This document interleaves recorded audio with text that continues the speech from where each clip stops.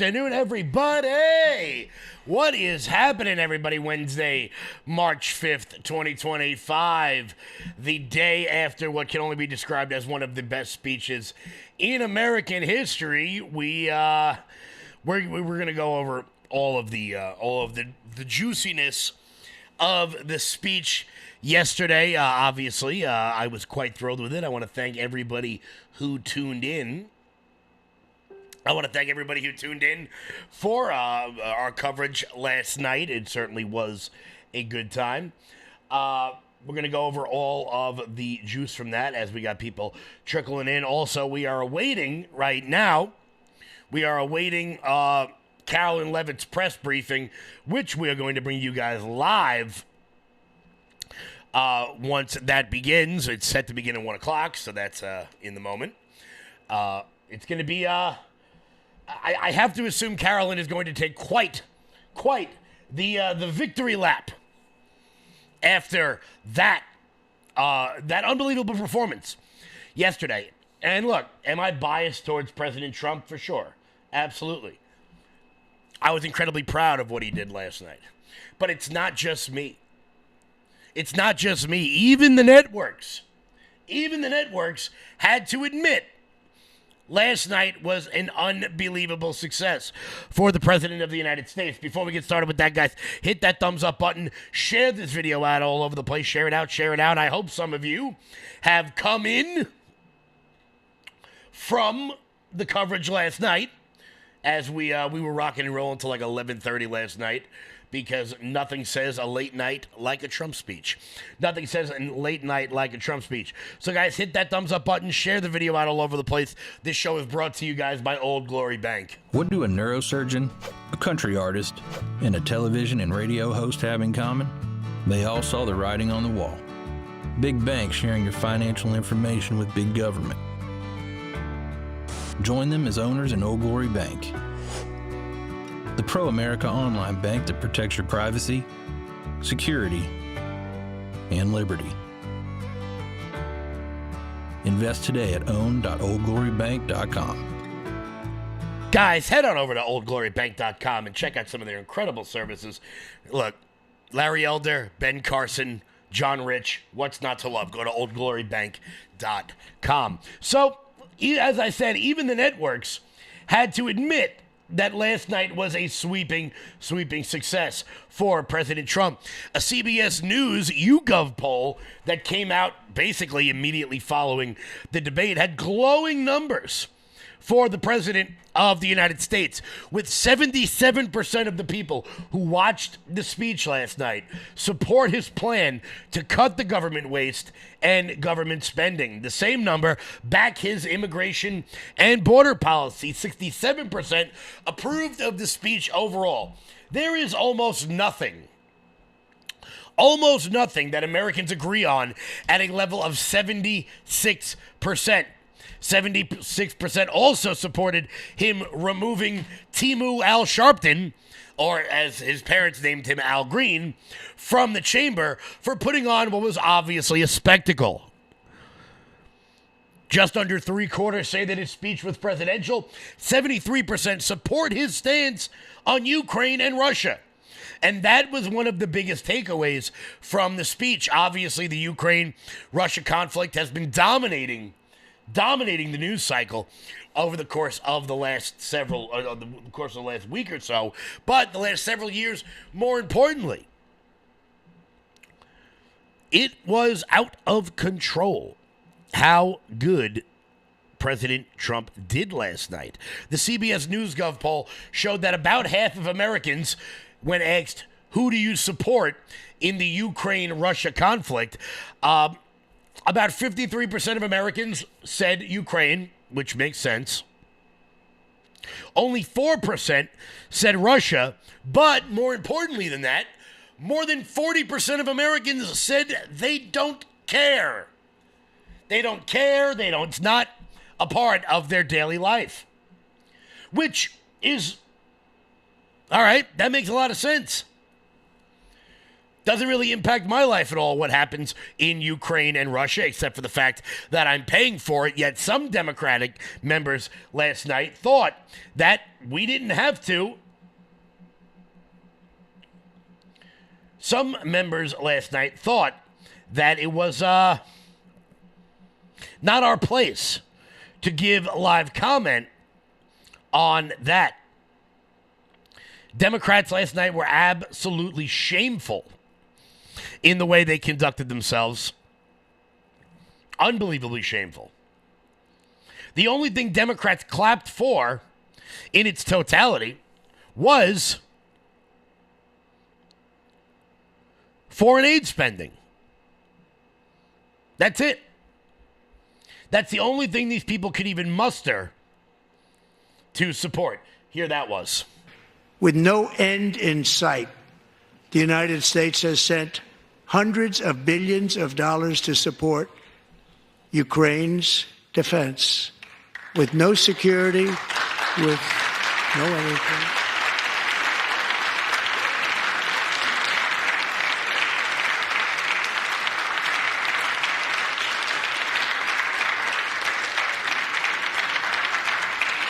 Do you want to keep it going for another 5 years? Yeah, you would say Pocahontas says yes.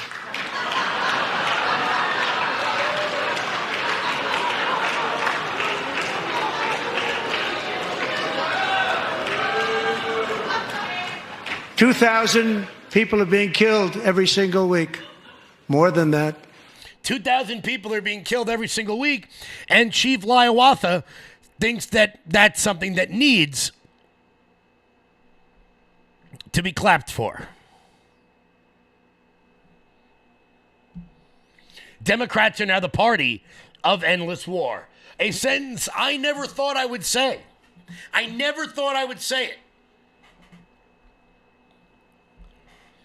I mean, being a guy who grew up in the Bush era, post 9/11 Iraq war sort of politics, to think that Democrats have now taken the position of the endless war, clapping and clamoring for the death of thousands of people every single week, it's pretty odd. It's pretty odd. But Democrats, if nothing else last night, showed that they simply cannot give Trump credit for anything.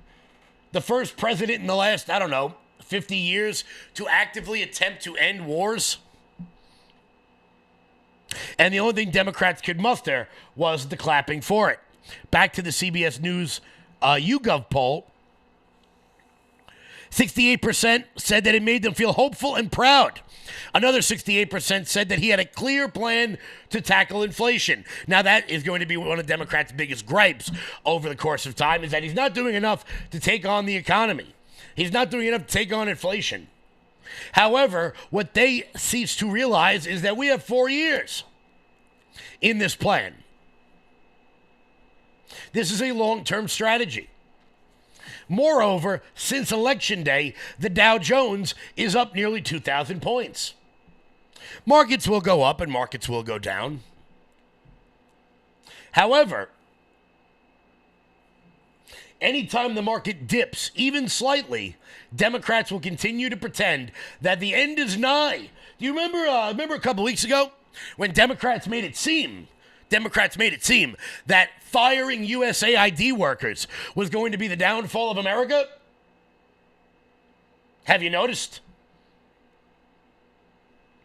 Has your life changed in any way, shape, or form since they have been let go? Mine hasn't. Mine hasn't in the slightest bit. Not even a little bit. We're all going to die. We're all going to die if we cannot continue to fund the utter and complete nonsense that this government has been funding. Donald Trump broke down some of the nonsense. And look, I want to be clear about this. If Democrats think they are going to out-showman Donald Trump, I'm sorry, have you been living in the media age for the last 40 years? That's simply not going to happen. And I think Donald Trump needs to do more of this. I think when the budget comes out, and this is going to happen, and we're going to complain about it here, there, and everywhere.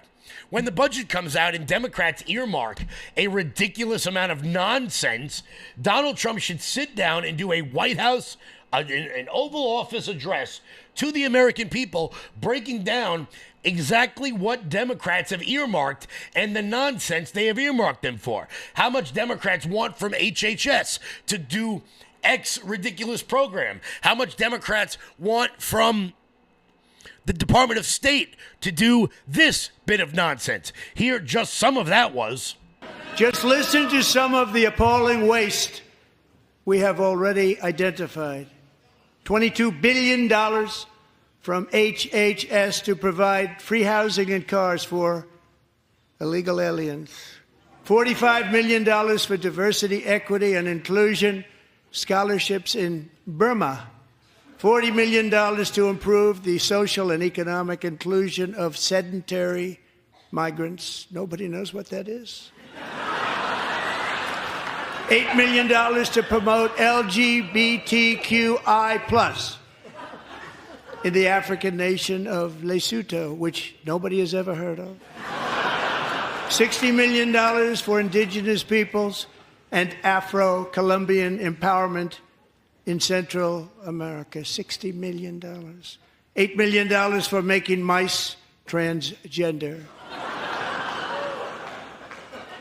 This is real. $32 million for a left-wing propaganda operation in Moldova. $10 million for male circumcision in Mozambique. $20 million for the Arab Sesame Street in the Middle East. It's a program. $20 million for a program.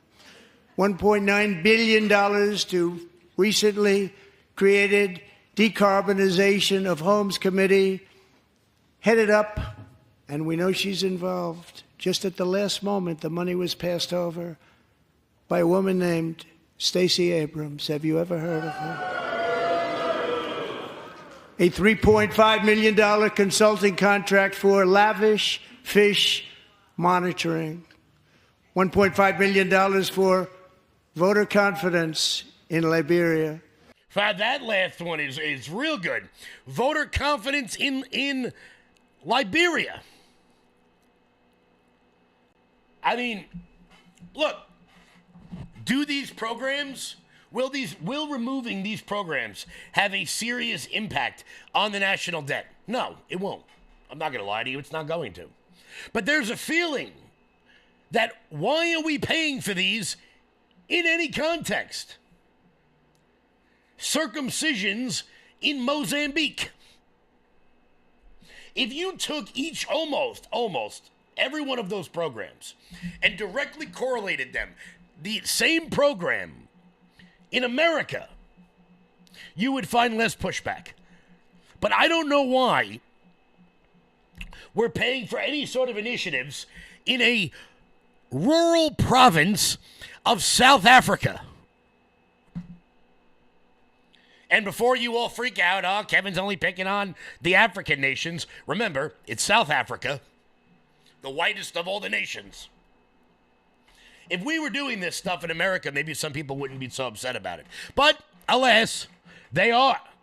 They are very sad. So much so that Timu Al Sharpton, or as he's otherwise known, Al Green, he just couldn't handle himself and had to flash his pimp cane everywhere and get very, very upset and get his ass booted out of Congress.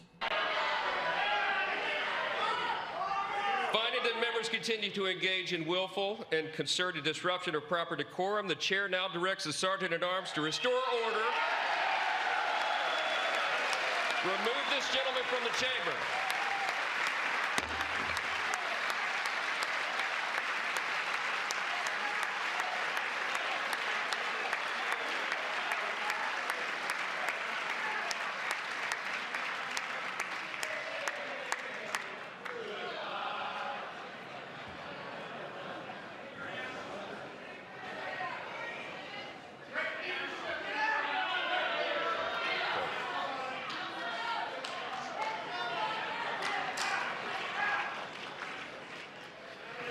Members are directed. people were very, very upset. They were very, very, very upset that Al Green was dragged out of Congress. He wasn't dragged out of Congress, but he almost had to be dragged out of Congress because he's so old that he can barely walk.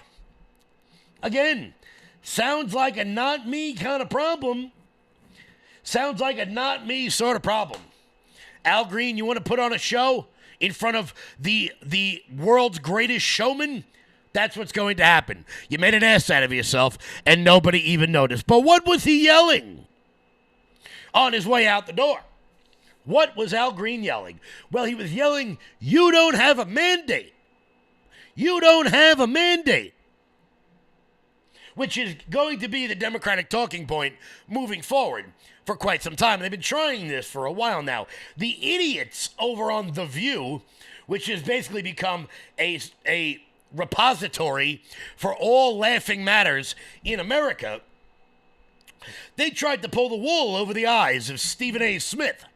Stephen A. Smith, who is not a Republican, who did not vote for Donald Trump, but who lives in reality, whether it is in sport or in politics. I disagree with him on a lot of things. I've been a fan of Stephen A. Smith for most of my life in the sports realm. Absolutely. Absolute legend for the sports fans here. You guys know he's been around for like 25 years. First Take, one of the most successful shows in the history of cable. I didn't watch it because I really don't like Skip Bayless, but that's neither here nor there. He was on The View, and Joy Behar tried to pull her "he doesn't have a mandate" line. And this is what Democrats do. If there are 10 factors that lead to an outcome, Democrats will go out of their way to point out the one that ends in their favor. They'll point out the one that ends in their favor, and they'll ignore the other 9. Here's Stephen A. He's been going around with his cronies touting his so-called landslide and blowout win. But he won the popular vote by 1.5%, one of the smallest ever. Look at Stephen A.'s face. He knows what's coming because he's heard it all before, and he's prepared. Landslide and blowout win. But he won the popular vote by 1.5%, one of the smallest ever, and he won the general election by less than 50%. So what kind of mandate is this really? Now, there you go. She picked one cherry-picked statistic.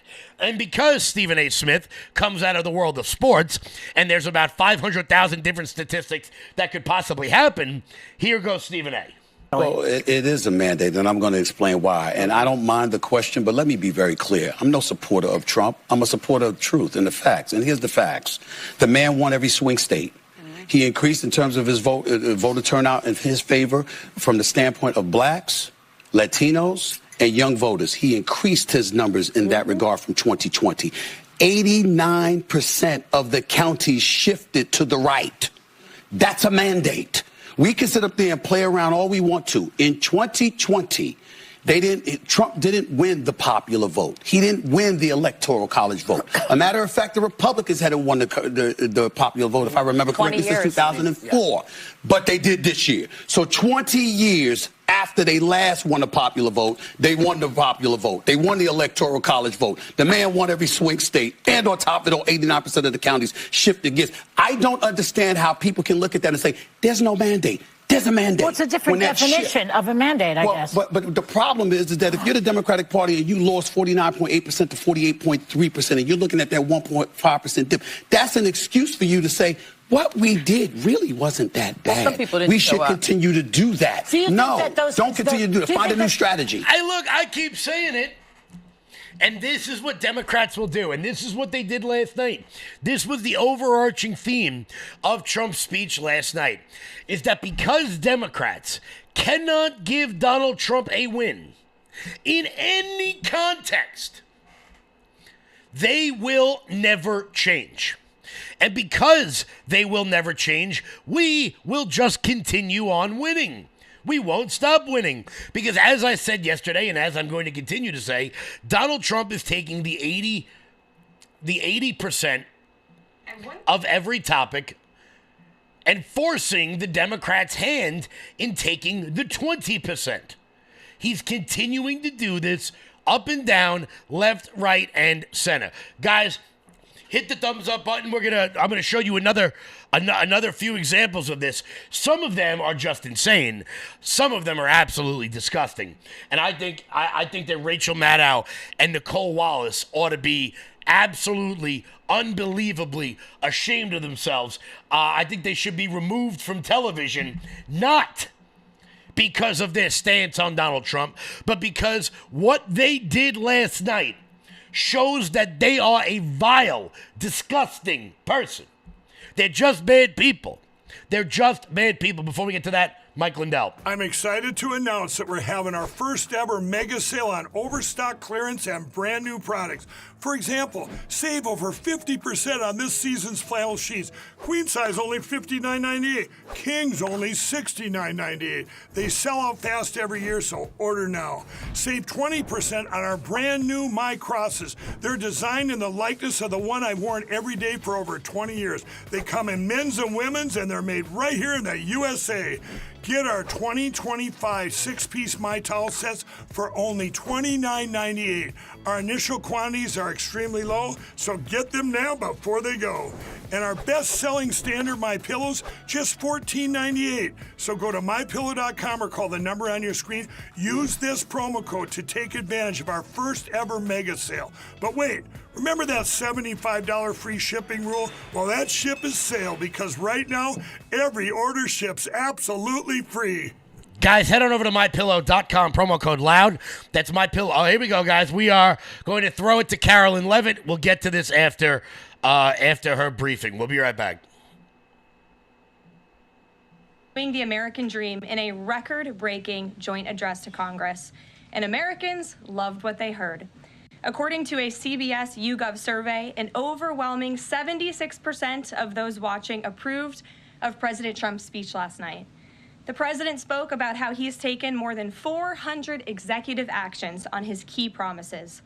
The expectations were high, and President Trump is exceeding them. According to brand new polling from the Daily Mail, President Trump has never been more popular as his approval ratings are reaching historic highs. More Americans believe America is headed in the right direction than the wrong direction. Everyday Americans love this president because he tells it like it is, no matter what, and he did that last night. President Trump level set with the American people on the economy and exposed how badly Joe Biden screwed it up by causing the worst inflation crisis in 4 decades. President Trump was honest about where we are while making clear that help is on the way. As the president declared last night, he will make America affordable again. Last night, you also saw who motivates the president to work so hard. Every day, America saw who motivates the president to work so hard. Everyday Americans who President Trump shined a spotlight on last night. Well, guys, give me 1 second. For some reason, the feed froze. Carolyn's feed froze. Give me 1 second to fix that. I don't know what that's all about here. There we go. Honored by signing the Laken Riley Act to ensure her name will live on forever. In other amazing and surprise moments, President Trump honored the life of Jocelyn Nungare, who was brutally murdered by illegal alien gang members. He ensured Jocelyn will never be forgotten by renaming a national wildlife refuge in her home state of Texas to honor her life. And in one of the greatest surprise moments of the night, DJ Daniel, an incredible 13-year-old boy who is beating brain cancer, saw his dreams fulfilled by President Trump when he was made an honorary Secret Service agent. And finally, after nearly 4 years, President Trump delivered justice for the families of the 13 American heroes who were killed at Abbey Gate in the Biden-botched Afghanistan withdrawal, which was one of the worst humiliations in the history of our country. President Trump announced that we have detained Mohammed Sharifullah, the monster who was responsible for that horrific attack, and he was delivered to Dulles Airfield earlier this morning. On his first day in office, President Trump's national security team across the federal government prioritized intelligence gathering to locate this evil individual. President Trump's team shared intelligence with regional partners such as Pakistan, who helped identify this monster in the borderland area late last month. Mohammed confessed to his crimes related to Abbeygate and other attacks in Russia and Iran as well to the Pakistanis. And U.S. law enforcement officers traveled to Pakistan over the weekend, where he again confessed his crimes to the FBI. As President Trump said last night, this killer will now face the swift sword of American justice for these atrocities right here on United States soil. Joe Biden was responsible for this botched withdrawal, and he had 3 years to find this evil terrorist, and he didn't even try to get the job done. But President Trump campaigned on behalf of and grew very close to the Gold Star families. He promised them accountability, and last night, he kept his promise. He spoke to those Gold Star families yesterday, ahead of his speech, in an incredibly heartwarming call to share this incredible news. And as President Trump asked in his speech last night, how could anyone possibly be opposed to any of this action that he is taking? Well, apparently, the modern-day Democrat Party could. The behavior of Democrats last night was completely disgraceful and demonstrated how severely out of touch they are with the American public. It was the most shameful moment in the history of presidential addresses in that beautiful chamber. In what was supposed to be a unifying moment for our country, Democrat members of Congress instead screamed at the President of the United States, who was just overwhelmingly reelected by their constituents, walked out of the chamber, and worst of all, they disrespected the American people. Democrats didn't stand to keep men out of women's sports. They couldn't even clap for a girl who got her head smashed in by a man on a volleyball court. Democrats didn't stand for an innocent and beautiful child who is surviving brain cancer. They opposed eliminating taxes on tips and Social Security. They didn't stand in favor of cutting taxes for hardworking Americans. They couldn't even clap for 2 mothers whose daughters were killed by illegal aliens. One of the only things that could get Democrats off their feet last night was cheering for Ukraine, not for America. Last night was a very clarifying moment for our country.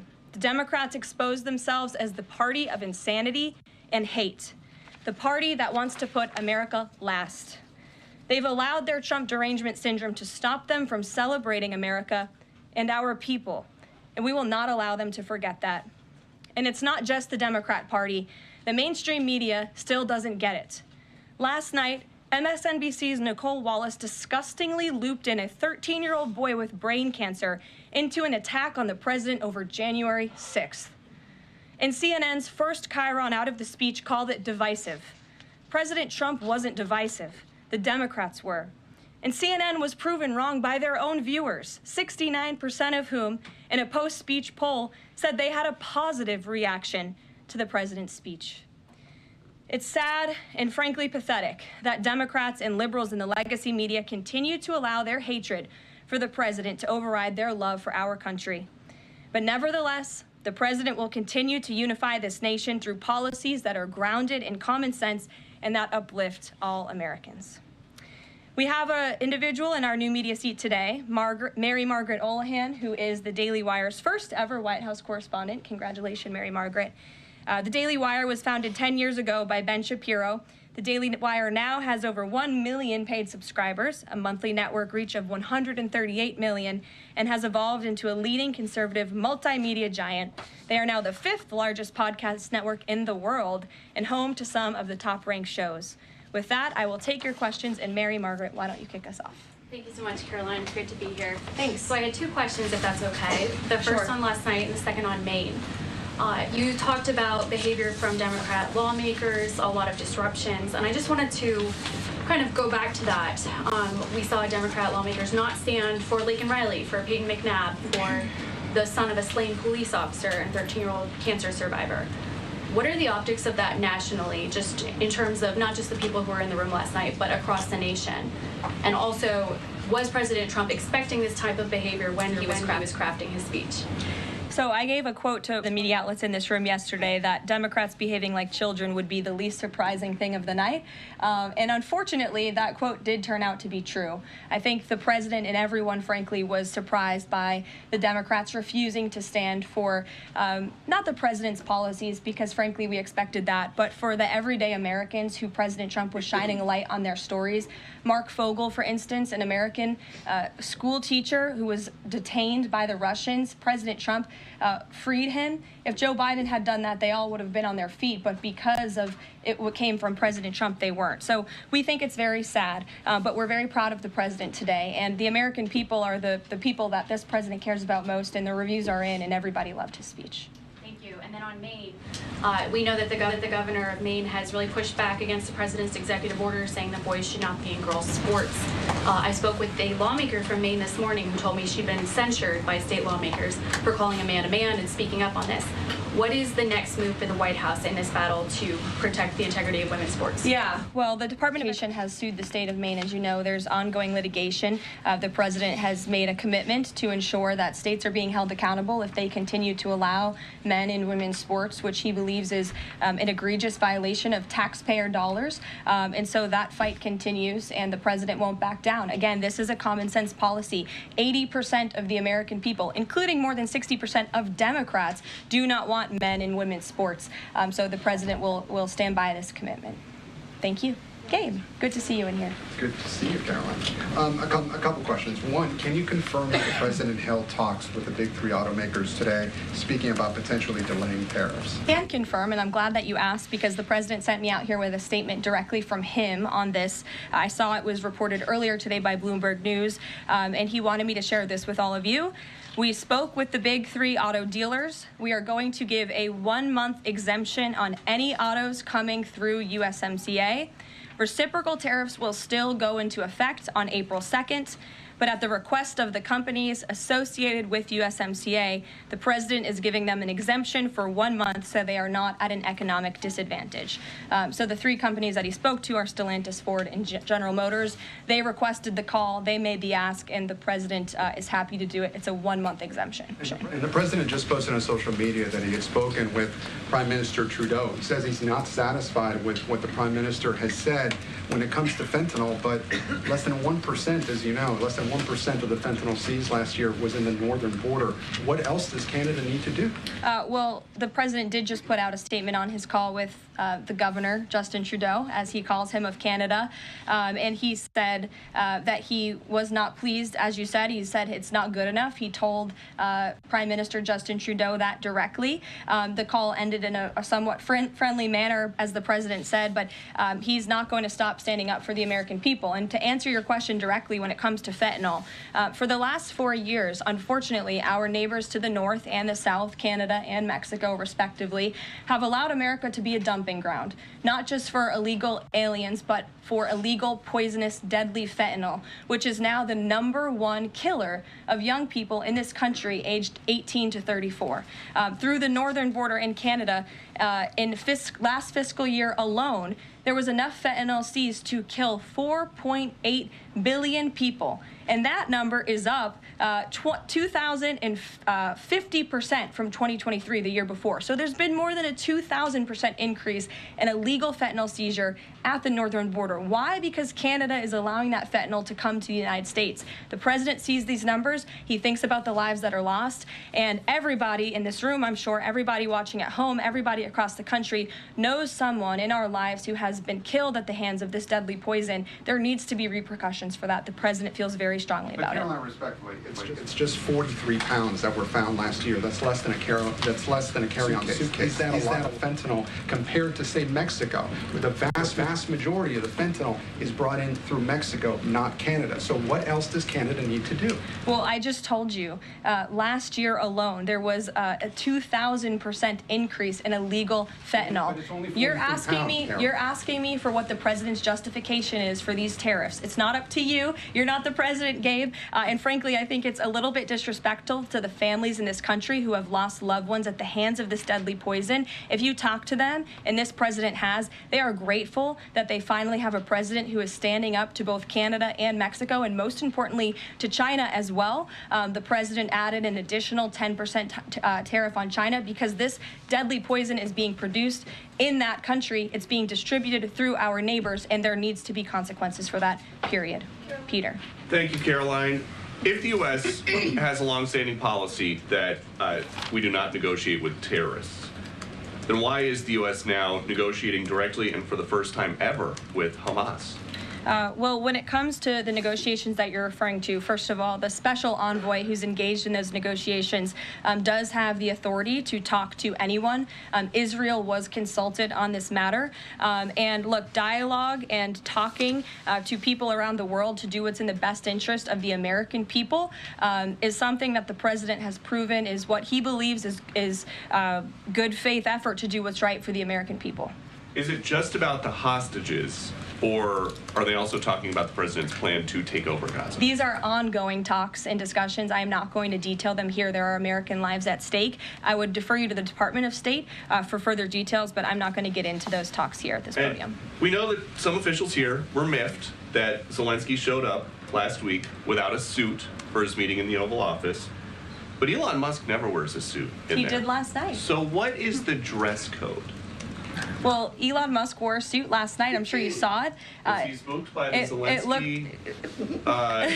Zelensky getting kicked out? No, I don't think so. I'm just pointing out that he did wear a suit last night, and I think the president liked that very much, and he looked great. Speaking of the president, he just passed me a note while I'm standing here. He wanted me to hold this up. This is the poll that I cited, the CBS YouGov poll that shows that 76% of those who watched the president's speech tonight approved of his speech. And so it goes to my earlier point that I made in my monologue about how incredibly sad it is that we have a modern-day Democrat Party who is so severely out of touch with the American public. This is a great poll. The ultimate poll, though, came on November 5th when the president won by an overwhelming margin that he spoke about last night. Democrats weren't happy to hear that either. Ouija. Thank you, Caroline. Back on tariffs, last night President Trump said there will be a little disturbance, but we're okay with that. Can you put a dollar figure amount on how much the average American family should expect to pay as this disturbance? And why should Americans be okay with that when so many are already struggling to pay the bills? Well, first of all, last night, the president told the truth. And he was realistic, and he level set with the American people. And I think, frankly, it's very refreshing, and everybody in this room should be very grateful that we have a president who tells the truth about the reality of the economic situation that we are in, unlike the previous president who lied to everybody's faces, saying inflation was transitory, saying it was under control, saying that the border was secure, when none of that was true. So the president is being frank and honest, and the American people elected this president to have monumental reform and change, including rebuilding our manufacturing base in this country, standing up to foreign nations who have been ripping off our country for decades. And that requires a little bit of disruption. That requires a lot of effort and work that this president is focused on doing. With that said, as the president said last night, his administration is wholeheartedly committed, of course, to ending the inflation nightmare caused by the Biden administration. Look at the deregulation efforts. Look at the president's push last night in his speech for Congress to pass tax cuts, to end taxes on Social Security and overtime pay for hardworking Americans, end taxes on tips. We need Congress to get that done because that's going to put more money back into the pockets of the American people. And I didn't even mention energy. Look at the president's approach and focus on unleashing the might of our energy industry. We know that's the #1 driver of inflation. He's been slashing back a lot of the burdensome regulation from the previous administration to unleash our energy industry here at home, which will drive down costs. He said he is committed to making America affordable again. He did it in his first term, and Americans can trust him to do it again. President Trump has made clear, Caroline, that he loves tariffs, but the stock market does not. How does he factor that into his decision-making? Well, the president does love tariffs. He said it's one of his favorite words in the English dictionary, and he believes in tariffs because they'll ultimately make America rich again. They're going to raise revenue. They're going to help us pay down our debt. Most importantly, they're going to bring American jobs here back home. So I think for folks on Wall Street who may be concerned, look at what this president did for you in his first term. Wall Street boomed, stock market boomed. The president expects that to happen again, but most importantly, Main Street is going to boom, and that's why the president has this whole of government economic approach, which includes tax cuts, tariffs, regulation cuts, and an energy industry that will bring down costs for American consumers.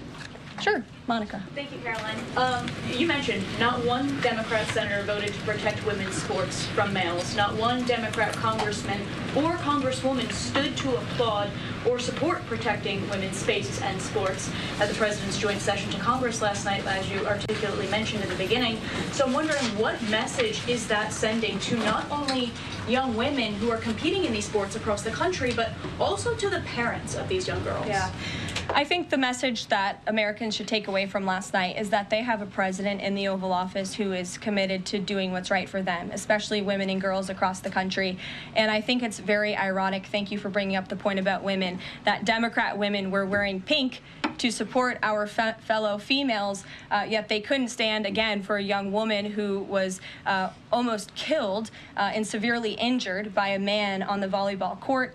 They couldn't stand for the mothers of two beautiful young women whose lives were taken tragically at the hands of illegal people. So you can't say you're the party of women and then support men and women's sports and not stand up for basic law and order and immigration reform that will protect women in this country. That's what President Trump is doing. He's the president for women.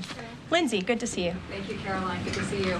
So, speaking of tariffs, China said yesterday that they're ready for any kind of war with the U.S. Because of these tariffs that have been placed on them. And a Chinese spokesperson also said that the tariffs would not lead to a resolution of U.S. concerns about fentanyl originating in China. Can you speak to how the administration is planning on responding to that? Well, I think Secretary Hegseth has responded to that this morning. He said that America will always be prepared to defend itself, especially under the leadership of this president in the Oval Office. And that certainly remains true. Again, when it comes to tariffs, the president has been very tough on China, not just now with 20% and more with the reciprocal tariffs that will hit on April 2nd. But look at what he did in his first term. There were billions of dollars worth of tariffs that he implemented on China. And it's quite telling that the previous administration did not rescind those tariffs because they realized the value that they had in not only deterring China, but also raising revenue here in the United States. Rachel. Thanks, Caroline. Just a quick follow-up, two quick follow-ups on tariffs. The president mentioned a little disturbance during his remarks yesterday. The CEO of Target says that consumers will likely see prices go up on everything from strawberries to bananas to avocados. How long should Americans expect to pay higher prices? Are we talking a week, a couple of days, a few months?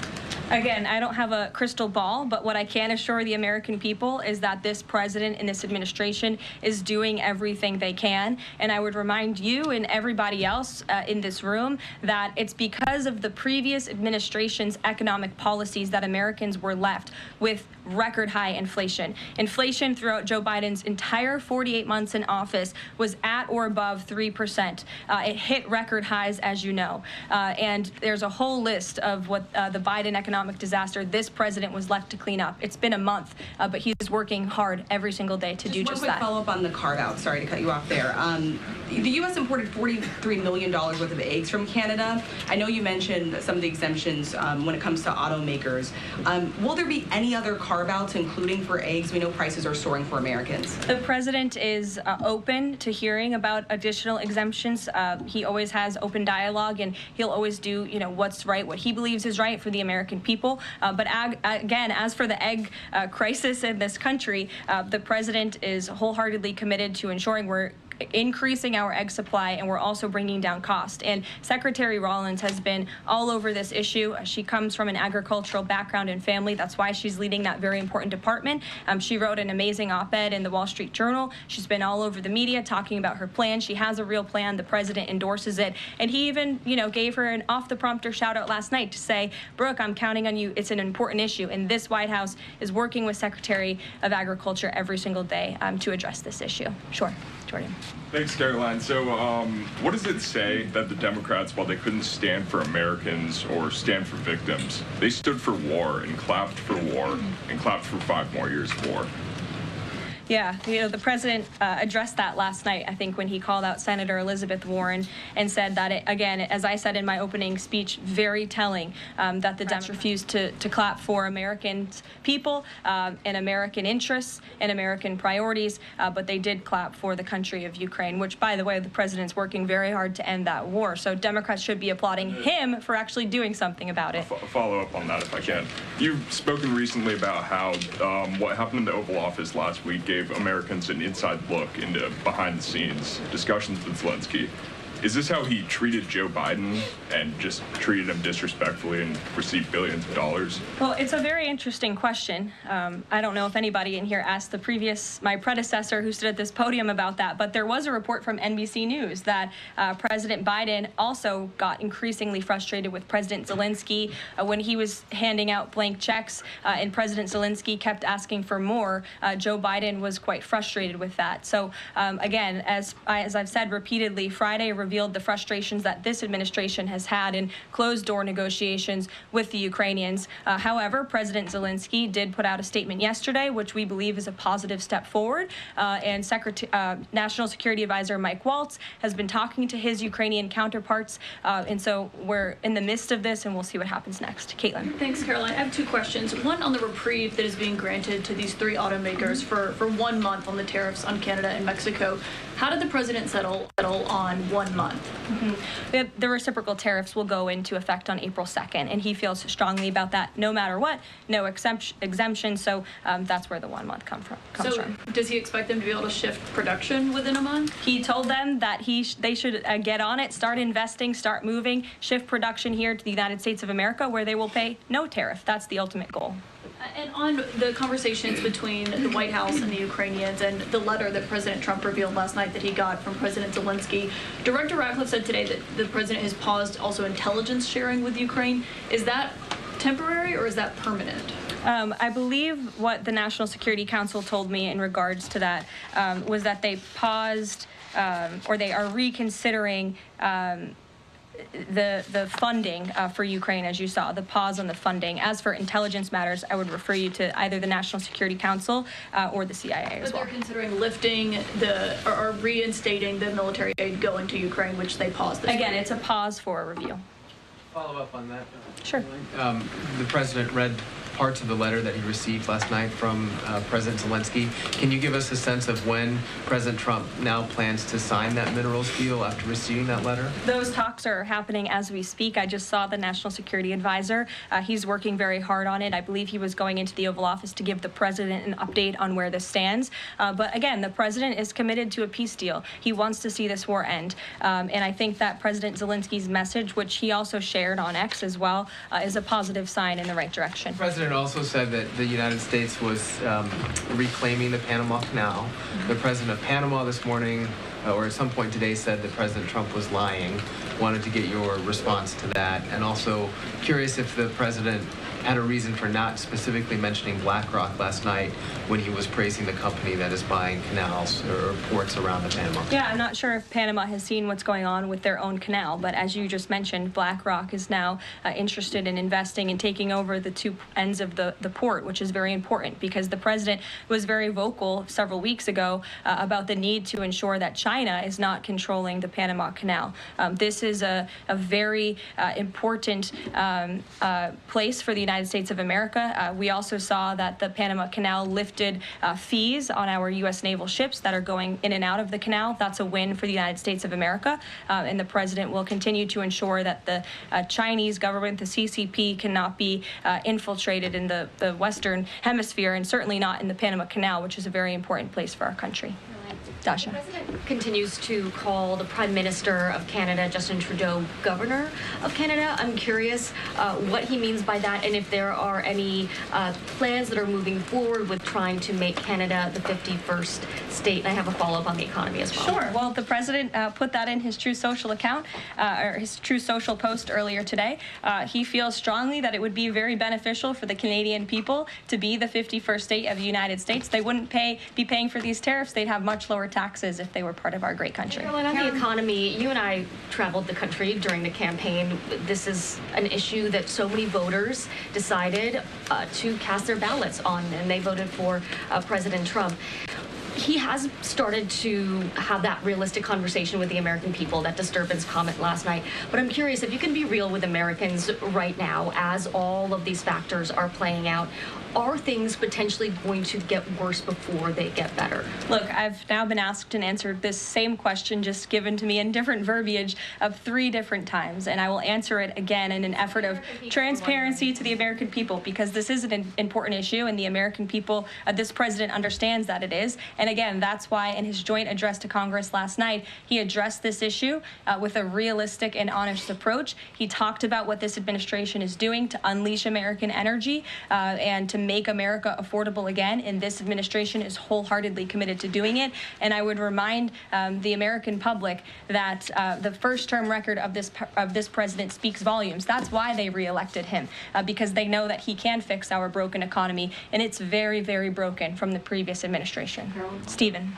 Thank you, Caroline. I've got 2 questions, one on press access, and the other on fentanyl and tariffs. Sure. On press access, your predecessor, Karine Jean-Pierre, who presided over many novel press access restrictions, criticized the recent changes to the press pool made by your office. She said in an interview, quote, what we're looking at is what North Korea is doing. What's your response to that? And can you say anything to allay concerns that unfavorable coverage will be punished in this new press pool system? I think that's the same individual who said from this podium numerous times that the commander-in-chief was mentally and physically up for the job, which we knew was a lie. Many people in this room knew it was a lie. Many of you were admonished for asking questions about that truth. So when it comes to truth and transparency, this administration, this White House is setting the example. This president is taking far more questions than his predecessor, Joe Biden, did on a daily basis, and that will continue. And on fentanyl and tariffs, fentanyl produced largely in China has killed 334,000 Americans over 5 years. According to CDC data, that's about 1 in every 1,000 Americans. President Trump has cited this for applying new tariffs to Canada, Mexico, and China. But in addition to China's talk about being ready for any kind of war, they said yesterday, the foreign ministry said that, quote, the fentanyl issue is a flimsy excuse to raise U.S. tariffs, and, quote, the U.S., not anyone else, is responsible for the fentanyl crisis. So what's the response to China that the talk of fentanyl is just an excuse for tariffs, and what does that say about the resolution? Well, of course, the country that is getting very rich off of distributing this deadly poison to American citizens is going to say that. Again, the president knows where the American people stand on this issue. Fentanyl overdoses. Dasha brought up all of us campaigning all across the country. They talked about inflation. They also talked about the border, the illegal immigrants that we're pouring through, but also these deadly drugs. And again, the president keeps in mind those families every single day when he is making these tough decisions, but it's a necessary decision, and he's no longer going to allow the United States of America to be a dumping ground for illegal immigrants and for illegal drugs that are killing our nation's people. This is the #1 leading cause of death in our country, and there needs to be action taken to ensure that that cannot continue. Thank you very much, guys. We'll see you later. Thanks, Caroline. Briefing. Look, she's just really good at this. She's just really good at this, handling the press. Look, Kayleigh McEnany was good. Dana Perino was good. Hell, even Obama's guy was pretty good. Jay Carney. But Carolyn does it in a certainly different way. Guys, do me a favor and hit that thumbs up button. Share this video out all over the place. Share it out. We got just about 1,400 people watching. Only 333 rumbles. What is that? That is below loud majority standards. We need to do a little bit better. Hit the thumbs up button. Let's get there should be no reason why we shouldn't get to 400 by the end of the show today. Also, guys, do me a favor. Head on over to LFATV.us. That's LFATV.us.